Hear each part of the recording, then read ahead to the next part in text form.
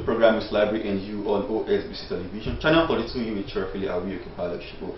My name is Damilare Oyedele. But what we do on Library and You is to educate you about the library and how important the library is to you and I. Today, we shall be discussing something spectacular and important on how libraries came into existence. What should be brought about reading culture, recording of knowledge and thoughts, and making this recorded knowledge available to those who do not have access to such information. We shall go into history of library development, and we shall also go into the antecedents of recording knowledge from the ancient time up to the current status of having information resources in printed and unprinted formats. I want you to stay tuned and enjoy it.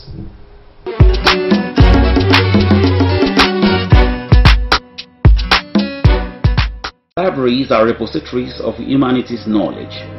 They are our past, our present, and our future. Libraries also preserve historical records in terms of knowledge, people, and places. Thus, the library also has its own history on how it began. Libraries emerged from the development of civilization in human history. People began to build a system of communication in which they began to record their thoughts through various means. During the ancient times, when civilization started, was when libraries also started to develop. People started to record their ideas and thoughts through writing materials like clay tablets, papyrus, parchment, and then later paper was introduced. We cannot talk about how library came into existence without talking about writing. This is because library houses recorded knowledge through writing. Writing as a means of human communication was first invented more than 5,000 years ago. Writing was not as we see it today. It started out as signs and characters. These special signs and characters at the time had their own meaning and are being used to take account of what was going on. The ancient people made inscriptions and recorded their thoughts and knowledge on clay tablets, animal skin, tortoise shell, papyrus, etc. The most widely used form of writing was the clay tablet and the papyrus. This recorded knowledge and thoughts that were kept in the library are part of the fundamental elements in the emergence and development of civilization and culture.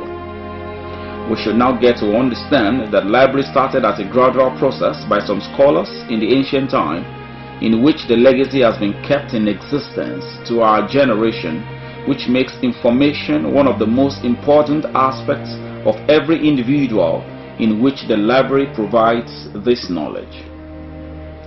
In the ancient time, the wealthy people cultivated the habit of having various recorded knowledge in their collections. They employed scribes to record new knowledge and thoughts for them.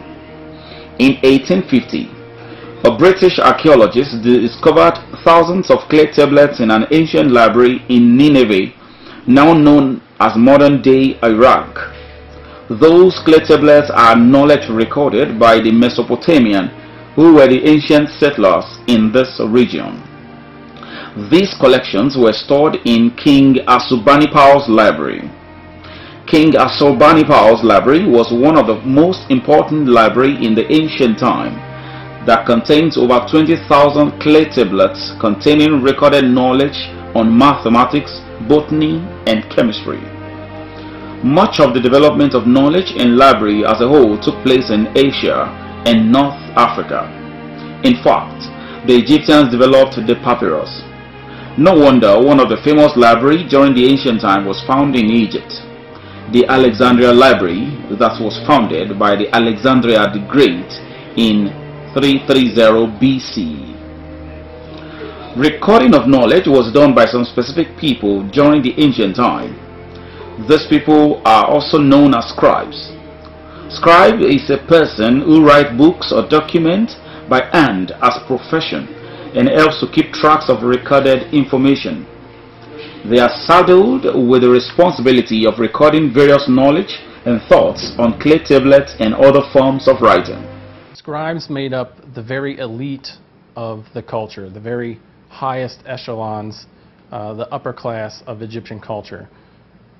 Egyptian high culture required literacy. and only 1 to 10% of the Egyptian population would have been literate. It would have only been the highest officials' sons who would have been trained as scribes and gone on in some scribal career, either as part of the government, the priesthood, or the military. The earliest scribal education probably happened from father to son within the family. It would have been taught within the family from a father who was a scribe. Later, in the Middle Kingdom and through the New Kingdom and later periods, there were schools that the high officials would send their children to learn to become scribes. After a short period of education, the scribes would then be part of an apprenticeship with a master scribe before they went on to a future career. The ancient Egyptians wrote on any material available to them, including stone, pots, linen, animal skins, and perhaps most famously papyrus. The papyrus plant grew along the banks of the Nile and was very common in the delta, in the north section of the Nile. The plant would have been split down the spine and opened up and pounded with a mallet so that it laid flat. They would have done this in one direction horizontally, and then they would have done a second piece vertically and then pounded the two sheets together to make a single sheet of papyrus. Traditionally, Egyptologists have called the side where the fibers are running horizontally the recto of the papyrus. This is typically the side that they would begin writing on, that is the front, and the reverse, where the fibers were going vertically, Egyptologists have called the verso, or the back. In ancient Egypt, there were two main types of pens. From the beginning of writing up until the Ptolemaic period, there was a rush brush that the Egyptians used for writing in ink. This was made from a plant that was a very thin-stalked plant called Junctus acutus, and they would have taken this and actually chewed on the end of the stalk to produce bristles like on a brush, and then they would have written in ink with that brush.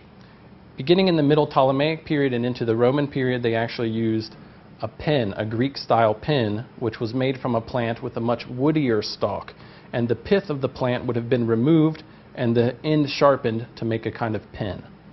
In writing hieratic and demotic, the handwriting scripts of ancient Egypt, the scribe learned to write in groups. That is, signs would have been learned as groups rather than as individual signs. It's not until the scribe went on to the highest part of his education that he learned to write hieroglyphs per se. It is at that time that they would have analyzed their writing as a group of individual signs. These signs would have been placed together in aesthetically pleasing arrangements, and at times certain signs could be placed in front or behind other signs based on the status of the sign. That is, a sign for the word God or king would come in front of another sign. Other times, small square signs would be stacked on top of other smaller flat signs. Later on, more people got involved in keeping records of knowledge, and they came up with different ideas to make recording of knowledge and its access to people very easy. During the Renaissance in Europe, the spread of education and increasing desire for knowledge created a demand for more collections to be provided in the library. By 1400, Gutenberg started printing books, and his technology spread rapidly. This was when things started to change because of printing on paper revolutionized bookmaking. More books could be printed and more people were able to access knowledge. One-off, but for most people in the Middle Ages, this was an academic problem. They couldn't read or write anyway.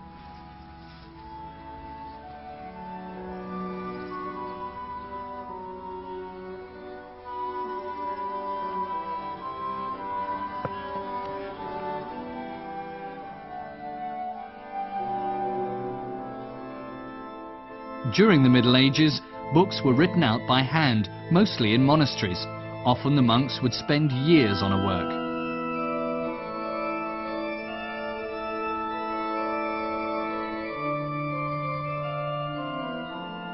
Then, in 1450, an invention changed the world. In the German city of Mainz, Johannes Gutenberg invented the technique of printing with movable type. This made it possible to duplicate books in large numbers and at relatively low cost. The technological foundation was laid for the intellectual, political and religious changes of the succeeding centuries.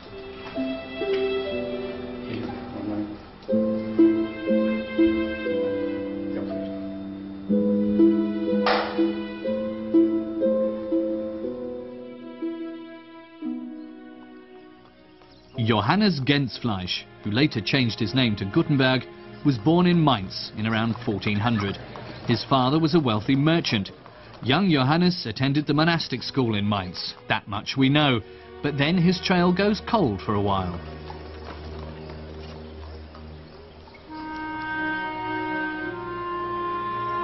We only pick it up again in Strasbourg, where he settled in 1434.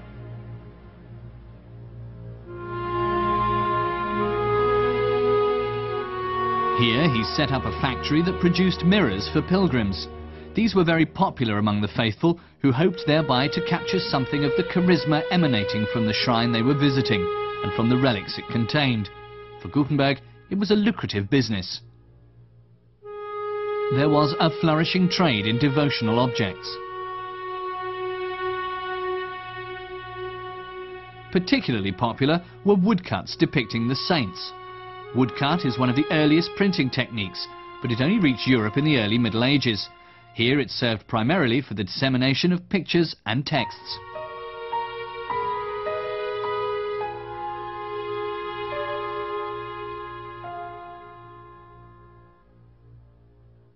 But cutting these whole-page blocks is a time-consuming process. First, a mirror image of the handwritten page has to be drawn on the block. Then the individual letters have to be carved out.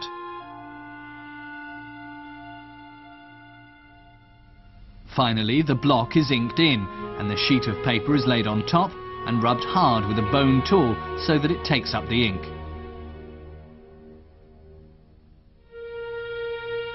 By the start of the 15th century, more and more of these page prints were coming onto the market. Occasionally, a number of pages were bound into a book.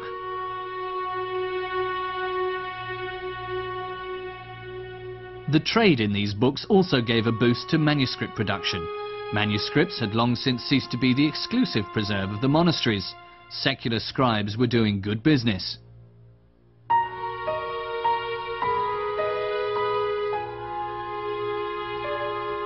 The establishment of the first universities had created a great demand for books. Libraries were founded, making knowledge in the form of books accessible.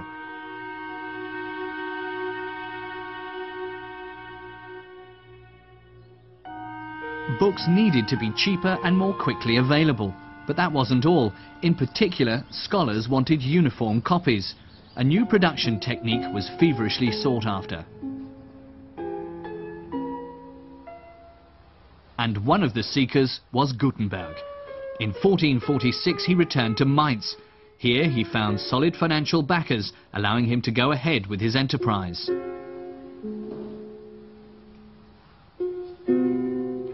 His breakthrough came with a brilliant idea. He broke up his text into its constituent parts: letters, punctuation marks, and frequent combinations known as ligatures.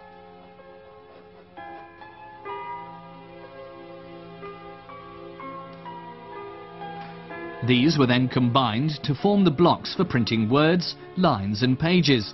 The characters were cast and could be used in new combinations time and again.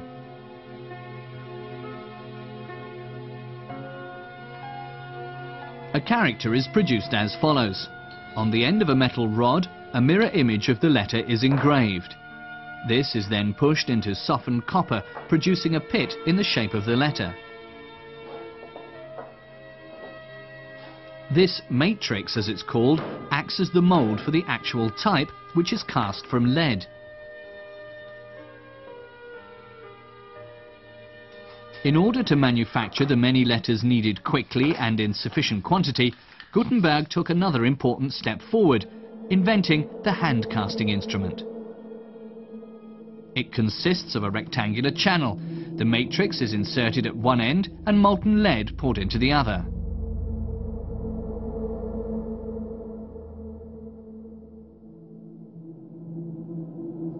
When the instrument is opened, a letter cast in lead is there ready to be used.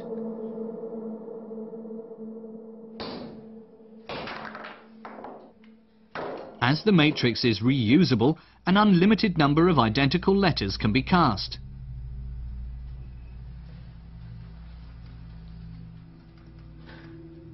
Finally, the typesetter can begin to combine the letters into lines. In the form, the lines or columns are combined to create the page layout as desired. The result is a mirror image of the page to be printed. The form is now inked in with printer's ink. Gutenberg used a mixture of lamp black, varnish and egg white. Printing can now start. Gutenberg used a special press for this purpose, but he derived the principle from the traditional wine press.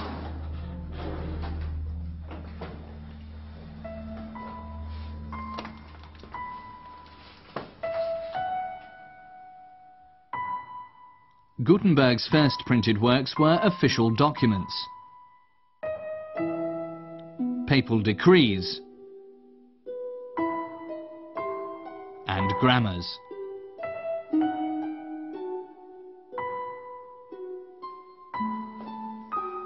But soon he started on a mammoth venture, the Latin Bible. For this project he cast more than 100,000 pieces of type. For more than 2 years, Gutenberg's typesetters and printers worked on the first edition of 180 copies.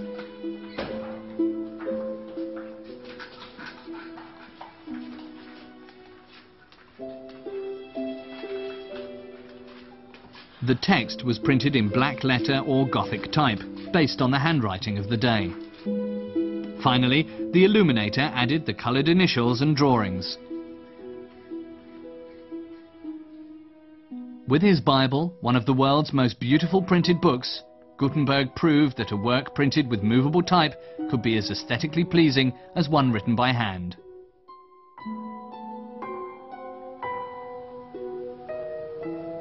The edition was soon sold out. Gutenberg's contemporaries were impressed. It was the first time a work had been available in such a large edition, and every copy was identical. The written word now had authoritative status.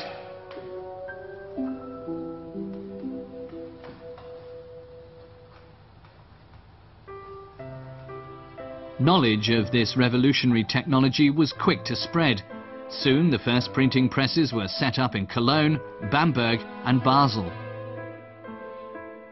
In Venice, an enterprising publisher named Aldus Manutius began to print the works of the classical authors. His clientele comprised the whole of Europe's humanistic intellectual elite. Manutius employed the most talented printers of the age. They developed the typeface known as Antiqua, which soon spread throughout Europe.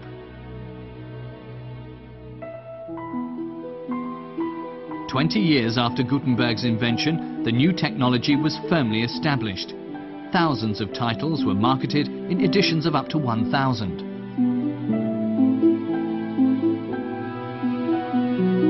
Books now became affordable for ordinary people. As society grew more literate, the number of potential readers increased.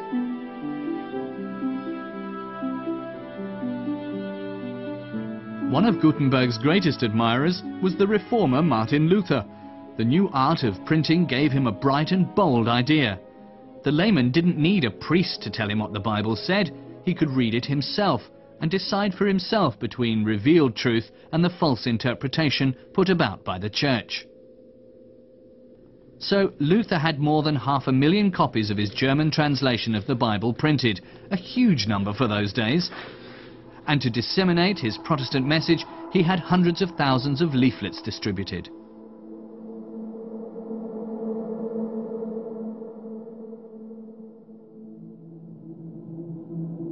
But it wasn't just Luther who exploited the new medium. So did the emperor, along with kings and free cities of the empire. Soon, single-sheet leaflets, flyers we would call them, were discovered as a news medium.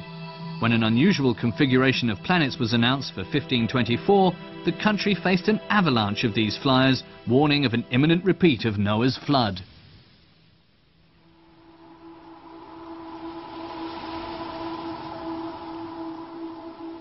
The first daily newspaper appeared in Leipzig in 1650.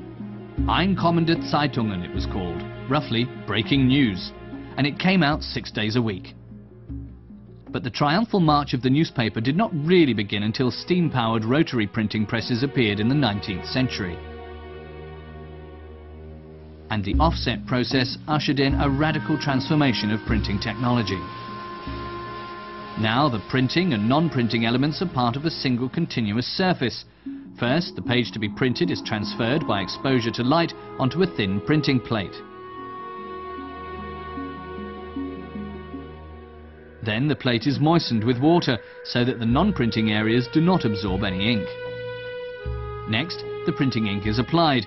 This has a greasy element and it adheres to the areas previously exposed to light.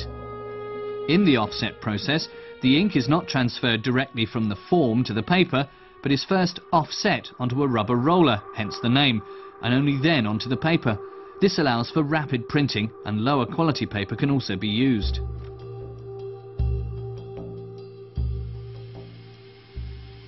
Offset is the commonest printing process in use today, but in spite of all these modern developments, it was Johannes Gutenberg who laid the foundations of our modern media world.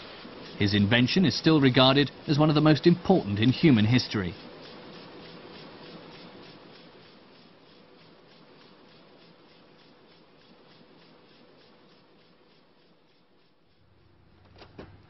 Gutenberg himself did not make a fortune with his invention.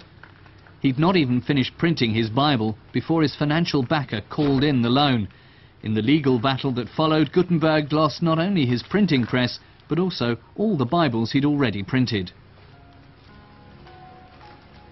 Soon afterwards, Mainz was occupied by hostile troops. Gutenberg had to go into exile. 3 years later, he was allowed back as an employee of the new archbishop.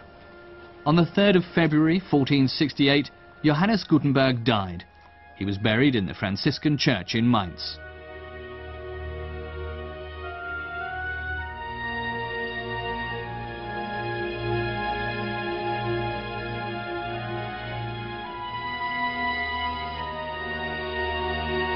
But his invention of printing with movable type had changed the world forever.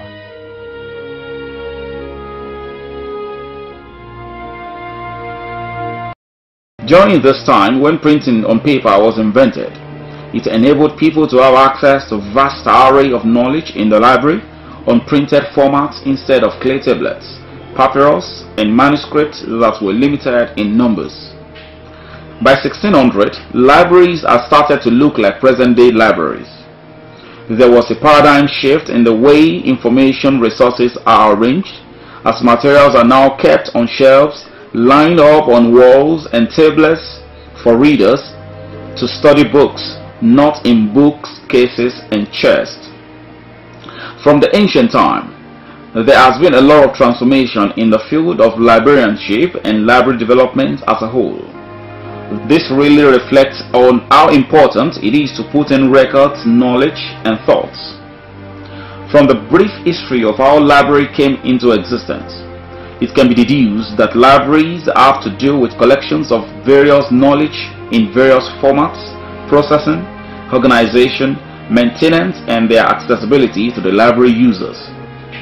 Scholars in the ancient time developed a means of communication by writing, which led to keeping records of those things that they have written, which formed what is now called library.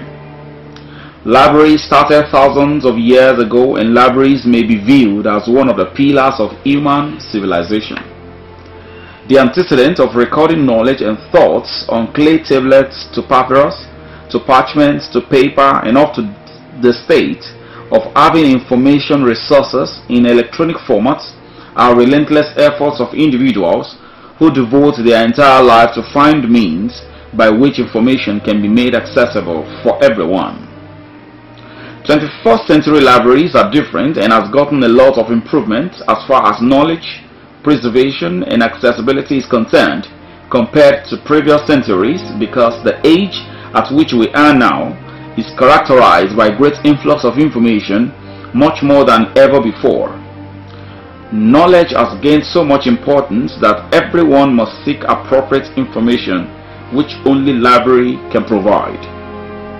Recording and accessing of various knowledge have taken a new look nowadays in terms of technological advancements, which has brought a lot of improvement in accessing vast array of intellectual works of different scholars.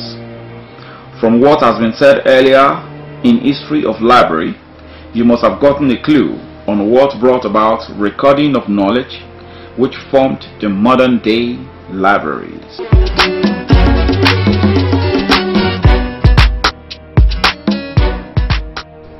Welcome back to that documentary you just watched, which talks about how libraries came into existence. Libraries are not just storage of books and information resources. They are meant for us to make use of. Until next week, we shall come to your view again. I still remain Damilare Oyedele. Stay tuned to OSBC Television and always make the library your best friend. Thanks for watching.